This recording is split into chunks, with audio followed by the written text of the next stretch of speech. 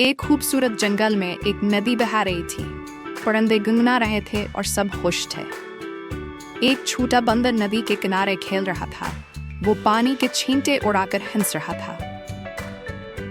अचानक पानी में हलचल हुई और एक बड़ा मगरमच्छ नदी से बाहर आया। मगरमच्छ ने मुस्कुराकर कहा, डर मत, मैं तुमसे दोस्ती करना चाहता हूँ। बंदर ने सोचा, ये तो बहुत बड़ा है, कहीं मुझे नुकसान ना पहुंचाए। फिर दोनों ने खेलना शुरू किया। बंदर दरख्तों से झूला झूलता और मगरमच्छ तालियां बजाता। मगरमच्छ ने बंदर को अपनी पीठ पर बिठाया और नदी के अंदर ले गया, जहां रंग बिरंगी मछलियां तैर रही थीं। बंदर ने मुस्कुराकर कहा, तुम तो मेरे सबसे अच्छे दोस्त हो। और दोनों ने खुशी से नदी की तरफ देखा।